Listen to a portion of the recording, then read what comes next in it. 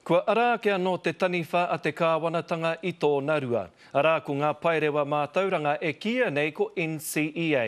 Kua puta ngā āwangawanga o ētahi kura Māori, kua puta hoki ngā whakahea tētahi kura Pākehā Rongonui o Tāmaki Makaurau. Kei whea rā te mutunga mai o enei tautohe. Kei tōku taha i tēnei wā ko Kelvin Davis, ngā mihi o te tauhau ki a koe. Kia ora, Shane. Tuatahi me kōrero tāua mo te pūrongo kātahi anō tāua ka mātaki atu, mo ngā pēpi Māori e tūkinotia nei. O whakaaro mo te nui o ngā pēpi Māori i ngā rātata nei. E mōrikirika ana tēnei mahi. Engari kei a tātou ngā tāne Māori te whakautu, hei whakamutua tēnei kaupapa, tēnei āhuatanga e pāngia nei o tātou pēpi. Mā tātou ngā tāne Māori e ki o tātou tuakana, taina, iramutu, kaihana kia oti ai wenei tūmomo mahi ara te patu pēpi, patu wahine, patu tamaiti rānei. Kei a tātou anō te whakautu. No reira, me riru anō mā te whānau e whakatika? E tika ana tēnā, mā te whānau e whakatika, mā tātou ngā tāne Māori, mā tātou e tuake hei whakaoti ai tēnei mahi.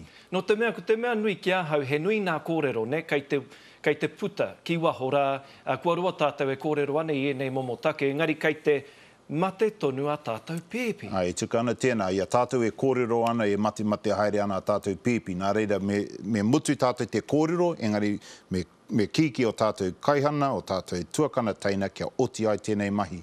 Kei a tātou anō te rongoa mo tēnei kaupapa mōrekarika. Me huri tāu i nāenei ki te kaupapa mo ngā paerewa mātauranga nei. Kei hia koutou te rōpū reipa e tū ana me enei paerewa, e tautoko ana koutou?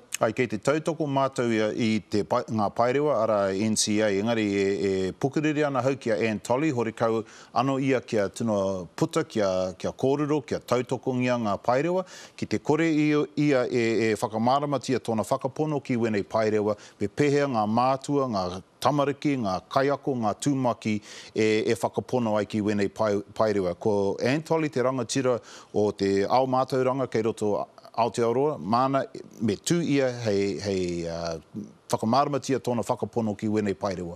Koe nei pēr te mea ohorere, no te mea kārea no tātou ki arongo i aia, i muri mai i te putanga o ngā whakahea te kura Rongonui nei o Tāmaki Makaurau, kei te noho puku te minita. Hea hei pērai, hea hoki o whakahea ki e rā mahi ana?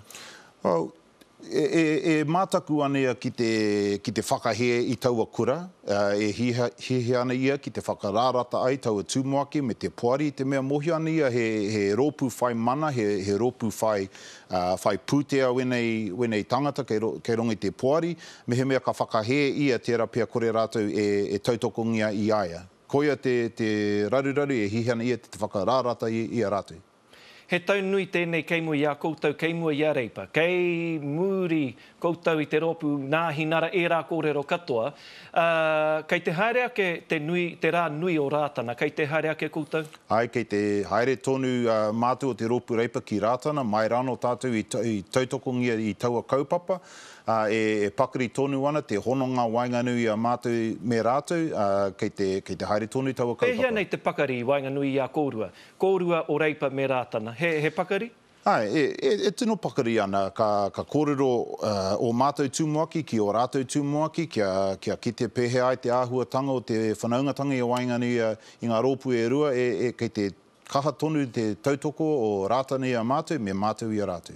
A muri ake i a rātana ko Waitangi, kei te haere atu koutou, Phil Goff hoki? Ko tōku hehea kia hui tahi ai mātou i mui i tō mātou pōhiri ki rongi a Waitangi, kia haere tahi ai te rōpū reipa ki rongi i te marae o te tī, e tino hihana mātou ki te taiki ko i te mea, ko tēnei te tau o te pōtitanga i hihana mātou kia whakaatu ki te ao whānui, he kaha tonu ana te tautoko mo te rōpū reipa. Kia ora atu, Kelvin Davis, tēnā rātu koe. Kia ora, Shane.